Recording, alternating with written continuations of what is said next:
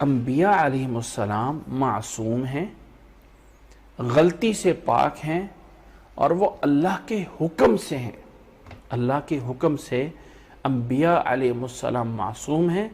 غلطی ان سے نہیں ہوتی ہے، اور اس معصومیت سے مراد، اس معصومیت کے بارے میں کہ مراد ہے کہ وہ کبیرہ گناہ، وہ گناہ کبیرہ جسے کہا جاتا ہے، اس سے انبیاء کی عصمت کے دلائل موجود ہیں۔ قرآن مجید کی چند ایک آیات میں نے آپ کے سامنے جمع کی ہیں۔ اگر آپ ان آیات پہ غور کریں تو اللہ تعالیٰ نے ان آیات پہ فرمایا ہے، اللہ تعالیٰ نے سورۃ الحاقہ میں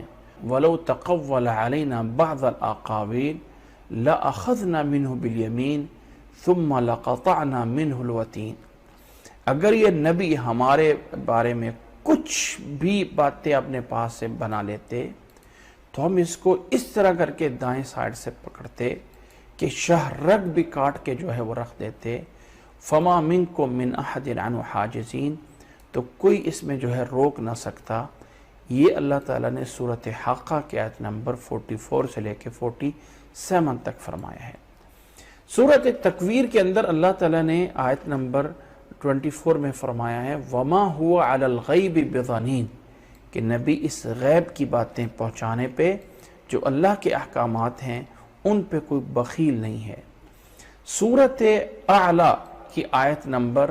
6-7 میں فرمایا سَنُقْرِئُكَ فَلَا تَنْسَى إِلَّا مَا شَاءَ اللَّهُ،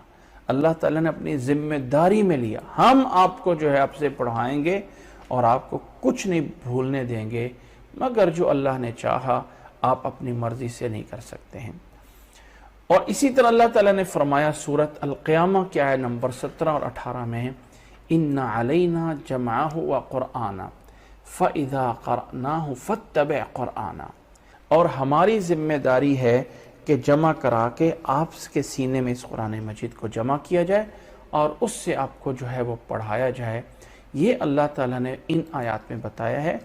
گویا کہ اور اسی طرح وہ آیت بھی وَمَا يَنْتِقُ عَنِ الْهَوَىٰ إِنْ هُوَ إِلَّا وَحْيٌ يُوحَىٰ، نبی اللہ کے حکم سے بولتے ہیں، اپنی طرف سے کچھ نہیں بولتے ہیں۔ ان آیات سے یا إِنَّ عَلَيْنَا جَمْعَهُ سَنُقْرِئُكَ فَلَا تَنْسَى، اور فرمایا وَلَوْ تَقَوَّلَ عَلَيْنَا بَعْضَ الْأَقَاوِيلِ، یہ ساری اس بات کی دلیلیں ہیں کہ جو میجر مسائل ہیں اور جو دین کے بنانے کے اصول اور ضابطے ہیں ان کا پورا کنٹرول پیچھے اللہ کے پاس ہوتا ہے، اور نبی صلی اللہ علیہ وسلم، اللہ کے انبیاء اس میں غلطی نہیں کر سکتے ہیں، کوئی نبی بھی۔ یہ مطلب ہے عصمت انبیاء کا کہ کسی نبی سے دین میں غلطی نہیں ہو سکتی، دین کے پہنچانے میں غلطی نہیں ہو سکتی، کسی نبی سے کبیرہ گناہ سرزد نہیں ہو سکتا۔ کبیرہ گناہ میں شرک کرنا، اور وہ جو کبیرہ گناہ کی لسٹ بنائی ہے، والدین کی نافرمانی کرنا، جادو کرنا، زنا کرنا، قتل کرنا، یہ جو کبیرہ گناہوں کی لسٹ ہے، یہ کبیرہ گناہ کسی نبی سے سرزد نہیں ہو سکتے۔ یہ ہے عصمت انبیاء کا معنی۔ اس کے مقابل میں جو چھوٹے گناہ ہیں وہ سرزد ہو سکتے ہیں، اور ہونے کے فوراً بعد اللہ کی طرف سے اس پہ تنبیہ ہو جاتی ہے، یعنی اللہ تعالیٰ بتا دیتا ہے اے نبی یہ جو کام ہوا ہے یہ صحیح نہیں ہے، یہ جو کام ہوا ہے آپ سے یہ صحیح نہیں ہے۔ اور تیسری بات ہوتی ہے اللہ نے آپ کو معاف کر دیا۔ تین باتیں، نبی سے وہ چھوٹا گناہ سرزد ہو سکتا ہے، فوری اللہ کی طرف سے تنبیہ آتی ہے، فوری اللہ تعالیٰ اس کی مغفرت کا اعلان کر دیتا ہے۔ یہ نبیوں کی عصمت کا معنی ہے۔ چند ایک آیت پہ غور کریں تو اگلی، جیسے یہ آیت حضرت آدم علیہ السلام کے بارے میں اللہ تعالیٰ نے جو سورۃ طٰہٰ میں کہا ہے وَعَصَىٰ آدَمُ رَبَّهُ فَغَوَىٰ ثُمَّ اجْتَبَاهُ رَبُّهُ فَتَابَ عَلَيْهِ وَهَدَىٰ، سورۃ طٰہٰ کی آیت نمبر 122 اور 123 میں وَعَصَىٰ آدَمُ، اب لفظی ترجمہ کیا ہے، اور نافرمانی کی آدم علیہ السلام نے اپنے رب کی، اور فغوا یعنی اب یہ الفاظ، یہ اس سے مراد وہ چھوٹا گناہ ہے، چھوٹے گناہ ہیں جو نبی سے ہو سکتے ہیں، لیکن فوری اللہ کی طرف سے تنبیہ آ جاتی ہے اور اللہ تعالیٰ فوری اس گناہ کو اپنے نبی کو معاف کر دیتا ہے، اور اسی پہ ہے ثم اجتباہ ربہ فتاب علیہ وہدیٰ۔ اور اسی طرح موسیٰ علیہ السلام ایک بندے کو قتل کر دیا تھا، اور پھر فرمایا قال ھذا من عمل الشیطان انہ عدو مضل مبین قال رب انی ظلمت نفسی فاغفر لی فغفر لہ انہ هو الغفور الرحیم۔ سورۃ قصص آیت نمبر 15 اور 16 میں موسیٰ علیہ السلام پہ اللہ تعالیٰ نے فرمایا، موسیٰ علیہ السلام نے فرمایا کہ فغفر لہ، اللہ نے انہیں معاف کر دیا، اللہ نے انہیں معاف، فوری اعتراف آتا ہے۔ یہاں پہ موسیٰ علیہ السلام اپنے گناہ کا اعتراف کرتے ہیں، اعترف بذنبہ وطلب المغفرہ، رب سے فوری کرتا ہے قال رب انی ظلمت نفسی، اے اللہ میں نے اپنی جان پہ ظلم کر لیا ہے، اے اللہ مجھے معاف فرما دے۔ حضرت داؤد علیہ السلام کے بارے میں اللہ تعالیٰ نے قرآن مجید میں فرمایا فاستغفر ربہ وخر راکعا واناب، فوری اللہ نے کہا فغفرنا لہ ذلک وان لہ عندنا لزلفی وحسن مآب۔ سورۃ صاد کی آیت نمبر 24 اور 23 میں اللہ تعالیٰ نے بیان فرمایا۔ اب یہاں پہ فاستغفر ربہ، ان سے خطا ہو گئی تھی کہ ان کے پاس فیصلہ آیا اور انہوں نے سیکنڈ پارٹی کا، دوسرے گروپ کا بات سنے، پہلے جو ہے وہ جلد بازی میں فیصلہ کر دیا، فوراً سمجھ گئے کہ یہ بھی میں غلطی کر بیٹھا ہوں، اور فوری اس بات سے رجوع کر لیا تھا۔ اسی طرح اللہ تعالیٰ نے نبی صلی اللہ علیہ وسلم کے بارے میں سورۃ عبسہ کی آیت نمبر 1 اور 2 میں فرمایا عبس وتولی ان جاءہ الاعمى، عبس وتولی ان جاءہ الاعمى وما يدریک لعلہ یزکی۔ یہ آیات اللہ نے نبی صلی اللہ علیہ وسلم کے بارے میں نازل کی جب ان کے پاس عبداللہ ابن مکتوم رضی اللہ تعالیٰ عنہ ایک نبینا صحابی آئے، اور نبی صلی اللہ علیہ وسلم ان سے اعراض کرتے رہے، اور دل میں تھا کہ یہ کافر جو سردار ہیں کسی طرح سے یہ مسلمان ہو جائیں، تو اللہ تعالیٰ کو یہ بات پسند نہ آئی، اور اللہ تعالیٰ نے آسمان سے اس کے لیے جو ہے وہ نازل کر دیا فعبس وتولی ان جاءہ الاعمى وما يدریک لعلہ یزکی او یذکر فتنفعہ الذکرى واما من استغنى فانت له تصدى وما علیک الا یزکی واما من جاءک یسعى وهو یخشى فانت عنہ تلہی کلا انہا تذکرہ فمن شاء ذکر فی صحف مکرمہ۔ یہ آیات اگر غور کیا جائے تو ان آیات میں اللہ کے نبی صلی اللہ علیہ وسلم کو اس واقعے پہ تنبیہ کی گئی، اس واقعے پہ تنبیہ کی گئی کہ آپ صلی اللہ علیہ وسلم سے یہ واقعہ صحیح نہیں ہوا۔ یہ اللہ کے نبی صلی اللہ علیہ وسلم۔ اسی طرح ان آیات کے اندر جو ابھی ہم آیات پڑھ رہے ہیں، ان آیات میں نبی صلی اللہ علیہ وسلم کے لیے اللہ تعالیٰ نے فرمایا ما کان لنبی ان یکون لہ اسری حتی یسخن فی الارض تریدون عرض الدنیا واللہ یرید الآخرہ۔ کسی نبی کے لیے یہ لائق نہیں ہے کہ جب اس کے پاس قیدی آ جائیں، یہاں تک کہ وہ زمین میں ان کو اس طرح کر کے خون ریزی کرے کہ حق کا حق ثابت ہو جائے۔ تریدون عرض الدنیا، تم دنیا کے اس فائدے تھوڑے کو دیکھ رہے تھے کہ مسلمانوں کا حال بہتر ہو جائے، مسلمانوں کو ان کافروں کی طرف سے کچھ فدیہ مل جائے گا تو مسلمانوں کی کچھ حالت بہتر ہو جائے گی۔ فرمایا واللہ یرید الآخرہ واللہ عزیز حکیم۔ پھر فرمایا لولا کتاب من اللہ سبق لمسکم فیما اخذتم عذاب عظیم فَكُلُوا مِمَّا غَنِمْتُمْ حَلَالًا طَيِّبًا۔ جو اب یہ مال غنیمت لیا ہے اس سے کھاؤ اور اللہ سے ڈرو، اور یاد رکھ لو ان اللہ غفور الرحیم، اللہ تعالیٰ غفور الرحیم ہے کہ اللہ نے تمہارے اس گناہ کو معاف فرما دیا۔ اور سورۃ توبہ کے اندر جا کے اللہ نے فرمایا اپنے نبی کے بارے میں عفا اللہ عنک لما اذنت لہم، اے نبی اللہ آپ کو معاف کرے، ان منافقوں کو آپ نے کیوں اجازت دے دی، کیوں اجازت دے دی جنگ سے پیچھے رہنے کی؟ تو بات سمجھیے گا کہ عصمت انبیاء کا معنی ہے وہ گناہ جو کبائر گناہ ہیں وہ ان سے سرزد نہیں ہوتے، وہ اللہ کے حفظ و امان میں ہیں۔ جو صغیرہ گناہ ہیں وہ نمبر ایک تین باتیں، نمبر ایک سرزد ہو سکتا ہے، نمبر دو فوری اس پر اللہ کی طرف سے تنبیہ آئے گی یہ صحیح نہیں ہے تاکہ وہ عمل آگے قانون نہ بن سکے، نمبر تین اللہ کی طرف سے معاف کر دیا۔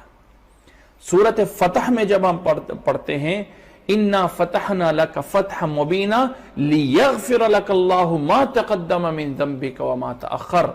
اے نبی اللہ نے آپ کو بڑی فتح دے دی ہے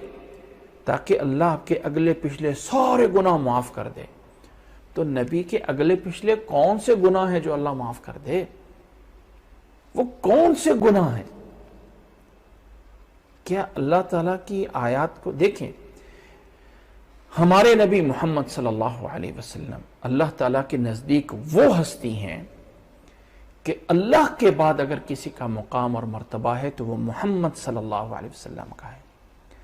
لیکن ہمیں قرآنی آیات کو سمجھنا ہے، قرآن کی آیاتوں کو اگنور نہیں کرنا۔ اب یہاں پہ اللہ تعالیٰ نے فرمایا لولا کتاب من اللہ سبقا، اگر اللہ تعالیٰ کی طرف سے یہ حکم پہلے تمہیں اجازت نہ دی ہوتی کہ تم قیدیوں کو فدیہ لے کے چھوڑ سکتے ہو، اگر یہ پہلے سبقت نہ لیا ہوتا نا یہ حکم، لَمَسَّكُمْ فِي مَا أَخَذْتُمْ عَذَابٌ عَظِيمٌ۔ حدیث میں آتا ہے نبی صلی اللہ علیہ وسلم پہ جب یہ آیات نازل ہوئیں تو آپ صلی اللہ علیہ وسلم رو رہے تھے۔ حضرت عمر رضی اللہ تعالیٰ عنہ آئے تو آپ صلی اللہ علیہ وسلم رو رہے تھے کہ اللہ تعالیٰ کا ہم سے کیا یہ فیصلہ ہو گیا۔ تو ان چیزوں کے بارے میں نوٹ کر لیں، ان کو گناہ صغیرہ کہتے ہیں، جن کو ایمان والوں کے لیے، یہ تو نبی کا درجہ ہے نا، جو نبی کے علاوہ ہیں ان کے لیے بھی آیت گزری ہے ان تجتنبوا کبائر ما تنہون عنہ نکفر عنکم سیئاتکم، کہ اگر تم کبیرہ گناہوں کو چھوڑ دو تو چھوٹے گناہ اللہ تمہارا ویسے ہی معاف کر دے گا۔ جب دوسرے لوگوں کو کبیرہ گناہ کے چھوڑنے پہ چھوٹے گناہ معاف ہو جائیں گے تو وہ نبی جس کو اللہ نے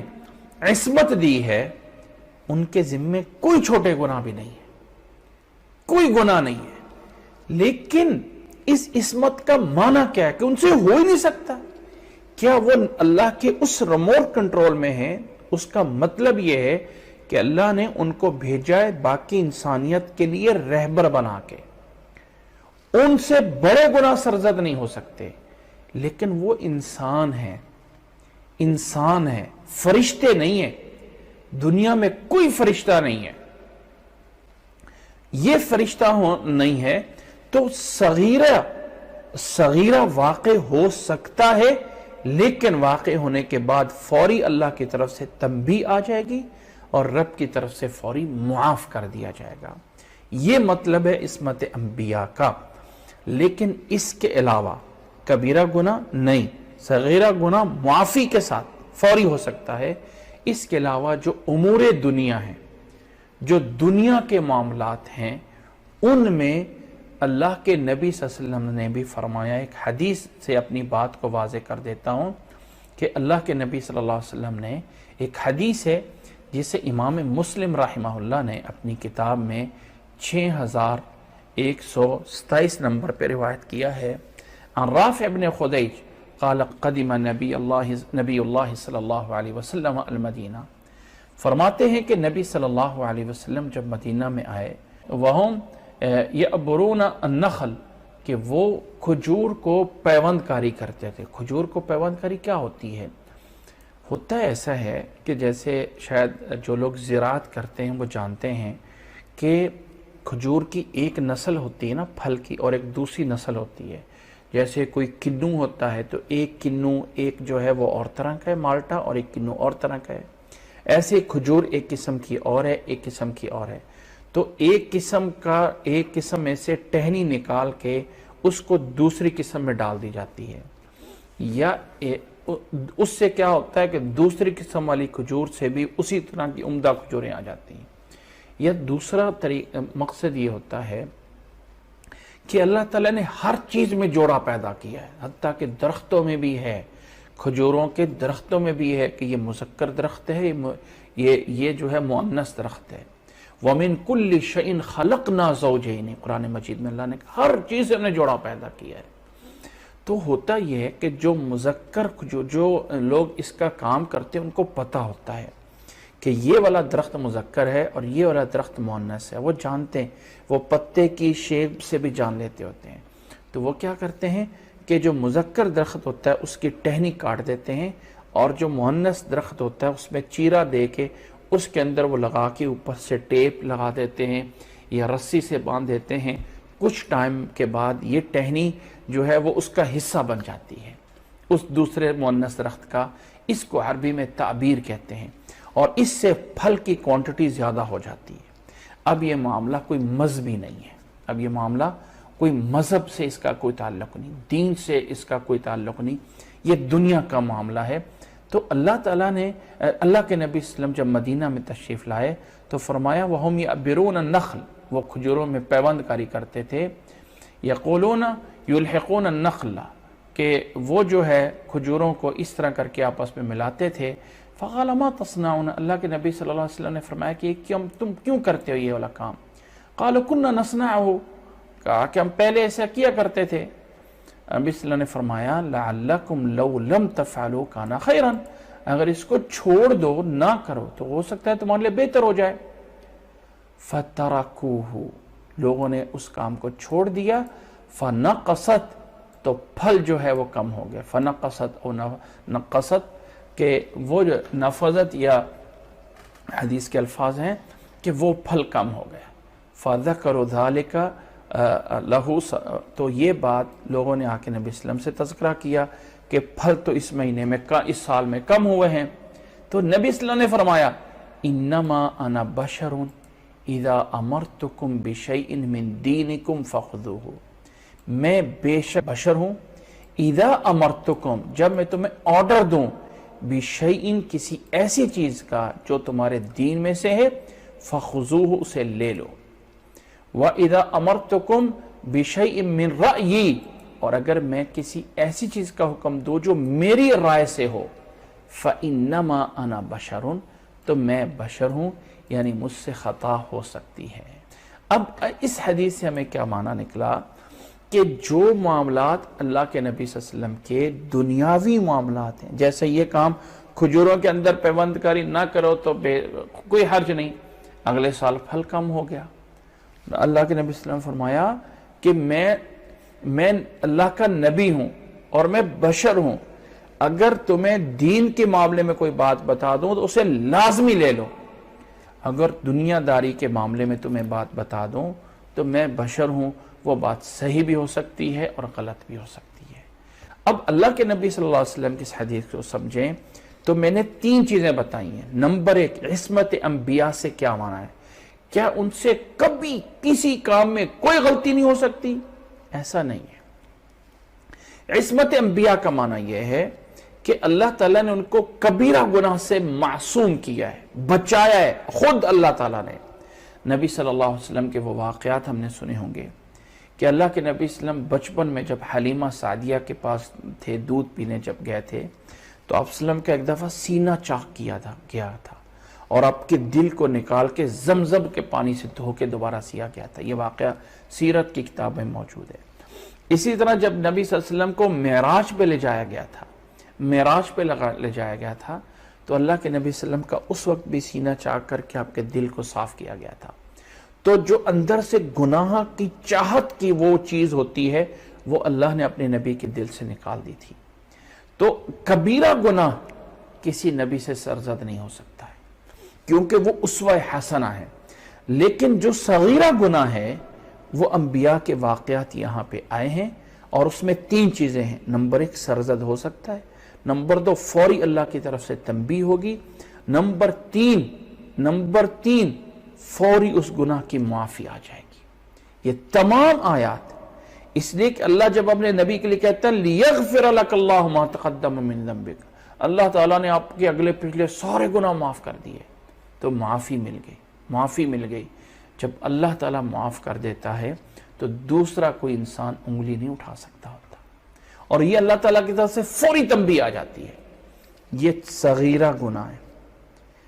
اس کے مقابل میں جو دنیا کے معاملات ہیں اس میں اللہ کے نبی صلی اللہ علیہ وسلم کی رائے صحیح بھی ہو سکتی، کسی بھی نبی کی رائے صحیح بھی ہو سکتی ہے اور صحیح نہیں بھی ہو سکتی ہے، لیکن وہ دنیاوی معاملات میں نبی صلی اللہ علیہ وسلم کی اس حدیث کو سمجھ لینا چاہیے۔ یہ مطلب ہے عصمت انبیاء کا، اور وہ تمام آیات ہیں جن میں بار بار آتا ہے لِيَغْفِرَ لَكَ اللَّهُ مَا تَقَدَّمَ مِن ذَنبِكَ، اللہ نے آپ کے اگلے پچھلے سارے گناہ معاف کر دیے، اللہ نے اب وہاں گناہ تو ہے ہی نہیں، کون سی چیز معاف کی ہے؟ تو وہاں یہ والے صغیرہ، یہ والی لغزش، یہ والے کوتاہی اللہ نے تنبیہ کی اور فوری اس کو معاف کر دیا۔ اللہ نے تنبیہ کی اور فوری اسے جو ہے وہ معاف کر دیا۔ یہ عصمت انبیاء کا معنی اور مفہوم ہے۔ یہاں پہ ایک بات اور سمجھ لینی چاہیے، اور وہ بات یہ ہے کہ اس کا تعلق، اس کام کو لوگ بہت غلط یوز کرتے ہیں، اور اس بات سے سمجھنا چاہیے کہ اللہ کے نبی صلی اللہ علیہ وسلم بطور نبی کے ہیں، بطور رسول کے ہیں۔ آپ صلی اللہ علیہ وسلم کا ہر کام بطور دین اسلام کے ہیں، الا یہ کہ ہمارے پاس دلیل آ جائے کہ یہ کام آپ کا دنیاوی طور پہ تھا۔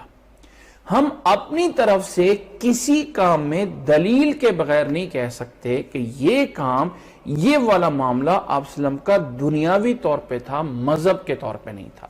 مثال دیتا ہوں، اللہ کے نبی صلی اللہ علیہ وسلم داڑھی رکھتے تھے، انبیاء علیہ السلام کی سب کی سنت ہے، نبی صلی اللہ علیہ وسلم کی داڑھی رکھتے تھے۔ آج کے کچھ جدت پسند لوگ کہتے ہیں کہ داڑھی رکھنا اصل میں عرب کا رواج تھا، یہ داڑھی نبی صلی اللہ علیہ وسلم نے بطور مذہب کے نہیں رکھی تھی، بلکہ عرب قوم کے بطور رواج کے رکھی تھی، یہ دین کا حصہ نہیں ہے۔ اور وہ تمام احادیث جن میں اللہ کے نبی صلی اللہ علیہ وسلم نے فرمایا داڑھی کو چھوڑ دو، اس کو کچھ نہ کرو، وفر اللحا، کچھ نہ کرو، ان تمام احادیث کو کوئی نہ کوئی ایسا معنی دیتے ہیں کہ یہ تو بس ویسے تھا، ٹھیک ہے، ایک یعنی جیسے عربیوں کے طور پہ رکھا جاتا ہے ویسے پورا کر لو، یہ نبی صلی اللہ علیہ وسلم کا کوئی مذہب تو تھا ہی نہیں۔ اس طرح کی باتیں جو ہے وہ لوگ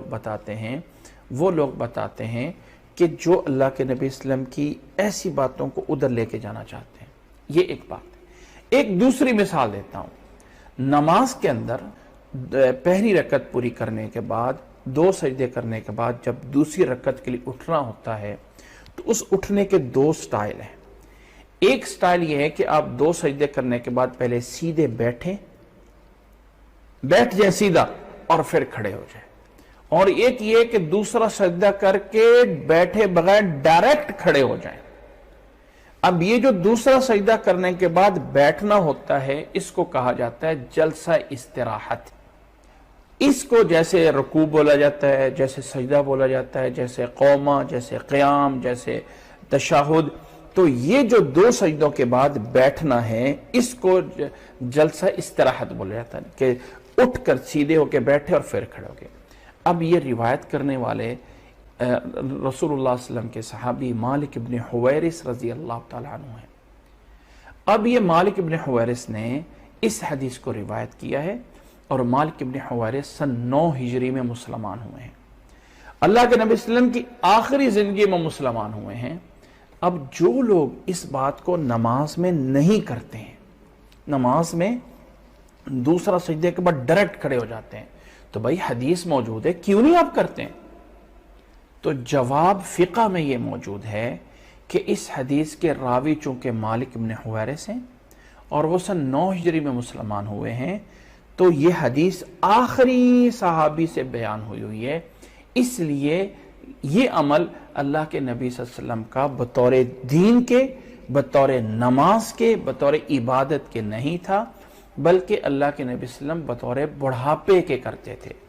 کہ آپ صلی اللہ علیہ وسلم کی عمر جب 9 ہجری ہو گئی تو آپ صلی اللہ علیہ وسلم کی عمر 60 سال سے اوپر ہو گئی ہے، تو آپ صلی اللہ علیہ وسلم کے آپ صلی اللہ علیہ وسلم میں بڑھاپے کے آثار تھے۔ تو جو بوڑھا آدمی ہوتا ہے وہ دوسرے سجدے کے بعد سیدھا نہیں کھڑا ہو سکتا، وہ پہلے بیٹھتا ہے اور پھر کھڑا ہوتا ہے۔ تو نبی کا یہ فعل بطور بڑھاپے کے تھا، بطور کمزوری کے تھا، نہ یہ ہے کہ بطور دین یا بطور مذہب کے تھا، اس لیے اس پہ اپنانا کوئی ضروری نہیں ہے۔ یہ جواب دیا جاتا ہے، جبکہ حقیقت یہ ہے، صحیح بات یہ ہے کہ اگر ہم یہ قانون بنا لیں، اگر یہ چیز بنا لیں تو بہت ساری چیزیں ہوں گی جن کو ہم یہ کہہ کے چھوڑ دیں گے۔ داڑھی بھی تھی، یہ ٹخنوں سے اوپر کپڑا کرنا یہ بھی رواج میں تھا، وہ بھی رواج میں تھا، دائیں ہاتھ سے پینا یہ بھی رواج میں تھا، وہ جو ہے اس طرح کر کے کون کون سی چیزیں آپ روک سکیں گے؟ اس لیے قانون یہ ہے، اللہ تعالیٰ نے جو فرمایا ہے ما آتاکم الرسول فخذوه وما نہاکم عنہ فانتہوا لقد کان لکم فی رسول اللہ اسوۃ حسنہ، اور لقد کان لکم فی رسول اللہ اسوۃ حسنہ، اس سے پتہ چلتا ہے کہ نبی صلی اللہ علیہ وسلم کا ہر فعل خواہ وہ دنیا کا والا فعل ہے، چاہے وہ نماز یا دین کا فعل ہے، وہ سارا ہی دین ہے، الا یہ ہے کہ دلیل آ جائے،